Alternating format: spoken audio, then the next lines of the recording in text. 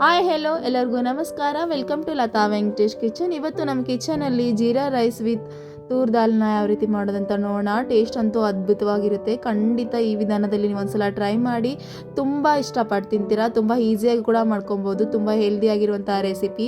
ಈ ದಾಲ್ ಚಪಾತಿಗೆ, ರೈಸ್ಗೆ ಎಲ್ಲದಕ್ಕೂ ಸೂಪರ್ ಆಗಿರುತ್ತೆ. ಜೀರಾ ರೈಸ್ಗಂತೂ ಸಖತ್ತಾಗಿರುತ್ತೆ ಖಂಡಿತ. ಹಾಗಾದರೆ ಹೇಗೆ ಮಾಡೋದಂತ ನೋಡೋಣ ಬನ್ನಿ. ಯಾರಾದರೂ ಹೊಸದಾಗಿ ನೋಡ್ತಾ ಇದ್ದೀನಿ ನನ್ನ ಚಾನಲ್ನ, ಪ್ಲೀಸ್ ಸಬ್ಸ್ಕ್ರೈಬ್ ಮಾಡ್ಕೊಳ್ಳಿ, ಶೇರ್ ಮಾಡ್ಕೊಳ್ಳಿ. ಜೀರಾ ರೈಸ್ ಮಾಡ್ಕೊಳ್ಳೋದಕ್ಕೆ ಅಕ್ಕಿನ ನೆನೆಸೋಣ. ಒಂದು ಬೌಲ್ಗೆ 1-2 ಗ್ಲಾಸ್ ಆಗೋಷ್ಟು ನಾನು ಇವತ್ತು ಸೋನಾ ಮಸೂರಿ ಅಕ್ಕಿ ತೊಗೊತಾ ಇದ್ದೀನಿ. ಸೋನಾ ಮಸೂರಿ ಅಕ್ಕಿಯಿಂದ ಮಾಡ್ಕೊಳ್ಳಿ. ಈ ಪ್ಲೇಸಲ್ಲಿ ನಿಮಗೆ ಬಾಸುಮತಿ ಅಕ್ಕಿ ಕೂಡ ಉಪಯೋಗಿಸ್ಕೊಂಡು ಮಾಡ್ಕೊಬೋದು. ಬಾಸುಮತಿ ಅಕ್ಕಿಯಿಂದ ಕೂಡ ತುಂಬ ಚೆನ್ನಾಗಿ ಬರುತ್ತೆ. ಈಗ 1-2 ಗ್ಲಾಸ್ ಆಗೋಷ್ಟು ಅಕ್ಕಿ ಸೇರಿಸಿದ ನಂತರ ಈಗ 1-2-3 ಸಲ ಚೆನ್ನಾಗಿ ವಾಶ್ ಮಾಡ್ಕೊಳ್ಳಿ. ಸ್ವಲ್ಪ ರೈಸ್ನ ಚೆನ್ನಾಗಿ ವಾಶ್ ಮಾಡ್ಕೊಂಡ ನಂತರ ಇದಕ್ಕೆ ಮತ್ತೆ ಹೊಸ ನೀರು ಹಾಕಿ ಒಂದು ಅರ್ಧ ಗಂಟೆ ನಾನು ನೆನೆಸಿಡ್ತಾ ಇದ್ದೀನಿ. ಅಷ್ಟರೊಳಗೆ ನಾವಿವಾಗ ದಾಲ್ ಮಾಡ್ಕೊಳ್ಳೋಣ. ದಾಲ್ ಮಾಡ್ಕೊಳ್ಳೋದಕ್ಕೆ ಒಂದು ಬೌಲ್ ತೊಗೊಂಡಿದ್ದೀನಿ. ಈ ಬೌಲ್ಗೆ 1 ಕಪ್ ಆಗೋಷ್ಟು ನಾನಿವತ್ತು ತೊಗರಿಬೇಳೆ ಸೇರಿಸ್ತಾ ಇದ್ದೀನಿ. ತೊಗರಿಬೇಳೆ ಪ್ಲೇಸಲ್ಲಿ ನೀವು ಕಡಲೆಬೇಳೆ ಕೂಡ ಸೇರಿಸ್ಕೊಂಡು ಮಾಡ್ಕೊಬೋದು. ತೊಗರಿಬೇಳೆ ಹಾಕೋದ್ರಿಂದ ಟೇಸ್ಟ್ ತುಂಬ ಚೆನ್ನಾಗಿ ಬರುತ್ತೆ. ಹಾಗಾಗಿ ತೊಗರಿಬೇಳೆನ ಚೆನ್ನಾಗಿ ತೊಳ್ಕೊಂಡು ನೆನೆಸಿಟ್ಬಿಡಿ. ಈಗ ಅಷ್ಟರೊಳಗೆ ನಾವು ಗ್ಯಾಸ್ ಸ್ಟವ್ ಮೇಲೆ ಒಂದು ಕುಕ್ಕರ್ ಇಟ್ಟಿದ್ದೀನಿ. ಅದಕ್ಕೆ ಒಂದು 4 ಟೇಬಲ್ ಸ್ಪೂನ್ ಆಗೋಷ್ಟು ಕುಕ್ಕಿಂಗ್ ಆಯಿಲ್ ಸೇರಿಸಿದ್ದೀನಿ. ಸ್ವಲ್ಪ ಆಯಿಲ್ ಬಿಸಿಯಾದ ನಂತರ ಇದಕ್ಕೆ 1 ಟೇಬಲ್ ಸ್ಪೂನ್ ಆಗೋಷ್ಟು ಸಾಸಿವೆ, ಜೀರಿಗೆ, ಈಗ ಒಂದು ಈರುಳ್ಳಿನ ಸಣ್ಣದಾಗಿ ಹೆಚ್ಕೊಂಡಿರುವ ಈರುಳ್ಳಿ ಸೇರಿಸ್ತಾ ಇದ್ದೀನಿ. ಸೇರಿಸಿದ ನಂತರ ಈಗ ಫ್ರೈ ಮಾಡ್ಕೊಳ್ಳಿ. ಒಂದು 2-3 ನಿಮಿಷ ಚೆನ್ನಾಗಿ ಫ್ರೈ ಮಾಡ್ಕೊಳ್ಳಿ. ಸ್ವಲ್ಪ ಕಲರ್ ಚೇಂಜ್ ಆಗುತ್ತೆ, ಫ್ರೈ ಮಾಡ್ಕೊಳ್ಳಿ. ಫ್ರೈ ಆದ ನಂತರ ಇದಕ್ಕೆ ಒಂದು ಸ್ವಲ್ಪ ನಾನು ಪಲಾವ್ ಎಲೆ ಸೇರಿಸ್ತಾ ಇದ್ದೀನಿ. 1 ಟೇಬಲ್ ಸ್ಪೂನ್ ಆಗೋಷ್ಟು ಅರಿಶಿಣ ಪುಡಿ, 1 ಟೇಬಲ್ ಸ್ಪೂನ್ ಆಗೋಷ್ಟು ಉಪ್ಪು ಸೇರಿಸ್ತಾ ಇದ್ದೀನಿ. ಸೇರಿಸಿದ ನಂತರ ಈಗ ಇನ್ನೊಮ್ಮೆ ಚೆನ್ನಾಗಿ ಮಿಕ್ಸ್ ಮಾಡ್ಕೊಳ್ಳಿ. ಮಿಕ್ಸ್ ಮಾಡ್ಕೊಂಡ ನಂತರ ಇದಕ್ಕೆ ನಿಮಗೆ ಖಾರಕ್ಕೆ ಎಷ್ಟು ಬೇಕಾಗುತ್ತೋ ಅಷ್ಟು ಮೆಣಸಿನ್ಕಾಯಿ ಸೇರಿಸ್ಕೊಳ್ಳಿ. ಈಗ ನಂದು 7-8 ಮೆಣಸಿನ್ಕಾಯಿ ಉದ್ದುದ್ದಾಗಿ ಕಟ್ಟಿ ರೆಡಿ ಮಾಡ್ಕೊಂಡಿರುವ ಮೆಣಸಿನ್ಕಾಯಿ ಸೇರಿಸಿದ್ದೀನಿ. ಇದಕ್ಕೆ ಒಂದು ದೊಡ್ಡದಾಗಿರೋ ಟೊಮೊಟೊ, ಸಣ್ಣದಾಗಿ ಹೆಚ್ಕೊಂಡಿರುವ ಟೊಮೊಟೊ ಸೇರಿಸ್ತಾ ಇದ್ದೀನಿ. ಈಗ ಇನ್ನೊಮ್ಮೆ ಚೆನ್ನಾಗಿ ಮಿಕ್ಸ್ ಮಾಡಿಕೊಂಡು ಒಂದು ಸ್ವಲ್ಪ ಸಾಫ್ಟ್ ಆಗೋದನ್ನು ಫ್ರೈ ಮಾಡ್ಕೊಳ್ಳಿ.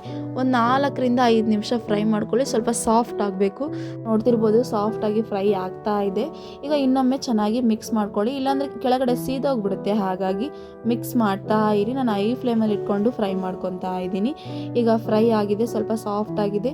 ಈ ಸ್ಟೇಜಲ್ಲಿ ನಾವು ಆಲ್ರೆಡಿ ನೆನೆಸಿಟ್ಕೊಂಡಿರುವಂಥ ತೊಗರಿಬೇಳೆನ ಸೇರಿಸ್ಕೊಳ್ಳೋಣ. ಈಗ ನೋಡ್ತಿರ್ಬೋದು ತೊಗರಿಬೇಳೆ ಕೂಡ ಸ್ವಲ್ಪ ಚೆನ್ನಾಗಿ ನೆಂದಿದೆ. ಇದಕ್ಕೆ ತೊಗರಿಬೇಳೆ ಸೇರಿಸಿದ ನಂತರ ಇನ್ನೊಮ್ಮೆ ಚೆನ್ನಾಗಿ ಮಿಕ್ಸ್ ಮಾಡ್ಕೊಳ್ಳಿ. ಒಂದು 2-3 ನಿಮಿಷ ಆದರೂ ಚೆನ್ನಾಗಿ ಫ್ರೈ ಮಾಡ್ಕೊಳ್ಳಿ. ಏನಾದರೂ ವಾಟರ್ ಇದ್ದರೆ ಅದೆಲ್ಲ ಚೆನ್ನಾಗಿ ಫ್ರೈ ಆಗಿ ಸ್ವಲ್ಪ ಫ್ಲೇವರ್ ಕೂಡ ತುಂಬ ಚೆನ್ನಾಗಿ ಬರುತ್ತೆ. ಹಾಗಾಗಿ ಈಗ ಮಿಕ್ಸ್ ಮಾಡ್ಕೊಂಡ ನಂತರ 1 ಕಪ್ ಆಗೋಷ್ಟು ನಾವು ತೊಗರಿಬೇಳೆ ತೊಗೊಂಡಿದ್ವಲ್ವ, ಇದಕ್ಕೆ 4 ಕಪ್ ಆಗೋಷ್ಟು ನೀರು ಸೇರಿಸ್ಕೊಳ್ಳಿ. ಜಾಸ್ತಿ ನೀರು ಸೇರ್ಸೋಕೆ ಹೋಗಬೇಡಿ, 4 ಕಪ್ ಆಗೋಷ್ಟು ನೀರು ಸೇರಿಸಿದ್ರೆ ಸಾಕಾಗುತ್ತೆ. ಸೇರಿಸಿದ ನಂತರ ಈಗ ಇನ್ನೊಮ್ಮೆ ಚೆನ್ನಾಗಿ ಮಿಕ್ಸ್ ಮಾಡ್ಕೊಳ್ಳಿ. ಒಂದ್ಸಲ ಸಾಲ್ಟ್ ಆಗಿದೆಯಾ ಎಲ್ಲ ಚೆಕ್ ಮಾಡಿಕೊಂಡು ಮಿಕ್ಸ್ ಮಾಡ್ಕೊಳ್ಳಿ. ಈಗ ಲಿಡ್ ಕ್ಲೋಸ್ ಮಾಡಿ 5-6 ವಿಜಲ್ಸ್ ಹಾಕ್ಸ್ಕೊಂಬಿಡಿ. ಸಾಫ್ಟಾಗಿ ಬೆಂದ್ಬಿಡುತ್ತೆ. ಹಾಗೆ ಈಗ ನಾನು ತೋರಿಸ್ತಾ ಇದ್ದೀನಿ ನೋಡಿ, ವಿಜಲ್ಸ್ 5-6 ಆದಮೇಲೆ ತೋರಿಸ್ತಾ ಇದ್ದೀನಿ ಎಷ್ಟು ಸಾಫ್ಟಾಗಿ ರೆಡಿಯಾಗಿದೆ. ಈಗ ಇನ್ನೊಮ್ಮೆ ಚೆನ್ನಾಗಿ ಮಿಕ್ಸ್ ಮಾಡ್ಕೊಳ್ಳಿ. ನಾವು ಸಹಾಯದಿಂದ ಮಸಿಯೋದೇನೋ ಅವಶ್ಯಕತೆ ಇಲ್ಲ, ಆಲ್ರೆಡಿ ಸಾಫ್ಟಾಗಿ ಚೆನ್ನಾಗಿ ಬೆಂದಿರುತ್ತೆ. ಇದಕ್ಕೆ ಫೈನಲ್ ಆಗಿ ನಾನು ಕೊತ್ತಂಬರಿ ಸೇರಿಸ್ತಾ ಇದ್ದೀನಿ. ಒಂದ್ಸಲ ನೋಡ್ಕೊಳ್ಳಿ, ಚೆನ್ನಾಗಿ ಮಿಕ್ಸ್ ಮಾಡ್ಕೊಳ್ಳಿ. ಚೆಕ್ ಮಾಡ್ಕೊಳ್ಳಿ ಸಾಲ್ಟ್ ಆಗಿದೆನಾ ಇಲ್ಲೋ ಅಂತ. ನಾನೀಗ ಒಂದು ಅರ್ಧ ಟೇಬಲ್ ಸ್ಪೂನ್ ಆಗೋಷ್ಟು ಉಪ್ಪು ಸೇರಿಸ್ತಾ ಇದ್ದೀನಿ. ಈಗ ನೋಡ್ತಿರ್ಬೋದು ರೆಡಿ ಆಗಿದೆ. ನಿಮ್ಗೆ ಏನಾದರೂ ಸ್ವಲ್ಪ ಮಂದ ಅನಿಸಿದ್ರೆ ಸ್ವಲ್ಪ 1 ಗ್ಲಾಸ್ ಆಗೋಷ್ಟು ಬಿಸಿ ನೀರು ಹಾಕ್ಕೊಂಡು ಚೆನ್ನಾಗಿ ಮಿಕ್ಸ್ ಮಾಡಿಕೊಂಡು ಕುದಿಸ್ಕೊಳ್ಳಿ. ಇಲ್ಲ ನಡೆಯುತ್ತೆ ಅಂತಂದರೆ ಓಕೆ. ಈಗ ಅದನ್ನು ಸೈಡಿಗೆ ಎತ್ತಿಟ್ಬಿಡೋಣ. ಈಗ ನಾವು ಜೀರಾ ರೈಸ್ ಮಾಡ್ಕೊಳ್ಳೋಣ. ಗ್ಯಾಸ್ ಸ್ಟವ್ ಮೇಲೆ ಒಂದು ಕಡಾಯಿ ಇಟ್ಟಿದ್ದೀನಿ. ಅದಕ್ಕೆ 1 ಟೇಬಲ್ ಸ್ಪೂನ್ ಆಗೋಷ್ಟು ತುಪ್ಪ ಹಾಕಿದ್ದೀನಿ.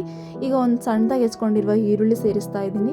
1-2 ಮೆಣಸಿನ್ಕಾಯಿ ಸಣ್ಣದಾಗಿ ಹೆಚ್ಕೊಂಡಿರೋ ಮೆಣಸಿನ್ಕಾಯಿ ಸೇರಿಸಿದ್ದೀನಿ. ಸೇರಿಸಿದ ನಂತರ ಈಗ ಇನ್ನೊಮ್ಮೆ ಚೆನ್ನಾಗಿ ಮಿಕ್ಸ್ ಮಾಡ್ಕೊಳ್ಳಿ. ಮಿಕ್ಸ್ ಮಾಡ್ಕೊಂಡ ನಂತರ ಇದಕ್ಕೆ ನಾನು ಮಸಾಲ ಸ್ಪೈಸಸ್ನ ಆ್ಯಡ್ ಮಾಡ್ತಾ ಇದ್ದೀನಿ.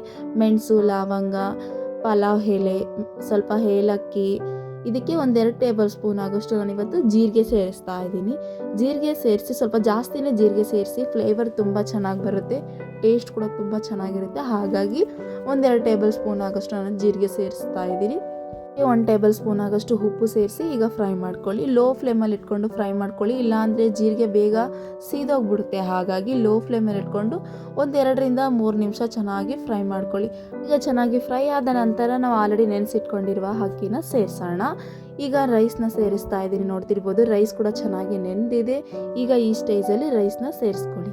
ರೈಸ್ ಎಲ್ಲ ಸೇರಿಸಿದ ನಂತರ ಈಗ ಇನ್ನೊಮ್ಮೆ ಚೆನ್ನಾಗಿ ಮಿಕ್ಸ್ ಮಾಡ್ಕೊಳ್ಳಿ. ಮಿಕ್ಸ್ ಮಾಡ್ಕೊಂಡ ನಂತರ ಒಂದು ಸ್ವಲ್ಪ 1-2-3 ನಿಮಿಷ ಫ್ರೈ ಮಾಡ್ಕೊಳ್ಳಿ ರೈಸ್ನ ಅದೇ ಥರ. ಸ್ವಲ್ಪ ಉದ್ರಾಗಿ ಬರುತ್ತೆ ರೈಸ್ ಈ ಥರ ಫ್ರೈ ಮಾಡ್ಕೊಳ್ಳೋದ್ರಿಂದ, ಹಾಗಾಗಿ ನಾನು ಮೊದಲೇ ರೈಸ್ನ ಸೇರಿಸ್ತಾ ಇದ್ದೀನಿ. ನಿಮಗೆ ಈ ವೇ ಇಷ್ಟ ಇಲ್ಲ ಅಂತಂದರೆ ಮೊದಲೇ ವಾಟರ್ ಸೇರಿಸಿ, ವಾಟರ್ ಸ್ವಲ್ಪ ಬಿಸಿ ಆದ ನಂತರ ರೈಸ್ ಸೇರಿಸ್ಕೊಳ್ಳಿ. ನಾವು 2 ಗ್ಲಾಸ್ ಆಗೋಷ್ಟು ರೈಸ್ ತೊಗೊಂಡಿದ್ವಲ್ವ, ಇದಕ್ಕೆ ನಾನು 3 ಗ್ಲಾಸ್ ಆಗೋಷ್ಟು ವಾಟರ್ ಸೇರಿಸ್ತಾ ಇದ್ದೀನಿ. ಯಾಕೆ ಅಂತಂದರೆ ಆಲ್ರೆಡಿ ನಾವು ಸ್ವಲ್ಪ ನೆನೆಸಿಟ್ಕೊಂಡಿರುವ ರೈಸ್ ಅಲ್ವಾ, ಹಾಗಾಗಿ ಜಾಸ್ತಿ ನೀರು ಹಿಡಿಯೋದಿಲ್ಲ.